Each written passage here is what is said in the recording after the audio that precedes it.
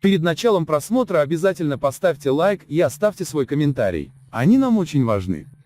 Как ранее сообщала хроника Туркменистана, в августе жителям пострадавших от урагана домов в Либабском вилаяте местные власти в качестве гуманитарной помощи позволили купить шифер и цемент по государственной цене при условии оплаты до конца текущего года. В начале октября люди получили письма из органов местной власти с требованием оплатить стоимость стройматериалов до конца октября. В противном случае дело будет передано в правоохранительные органы, говорится в письме. К получившим такую помощь семьям пришли представители строительных организаций, которые выделили материалы. Они показывали сметы, где были указаны не только стоимость шифера или цемента, но и стоимость их доставки из Ашхабада, стоимость погрузки и разгрузки, НДС. При этом, по словам местных жителей, в документах указаны большие объемы, чем они получили в действительности. Например, тех, кому выдавали 10 мешков цемента по 50 килограммам, обязали оплатить 600 килограммов.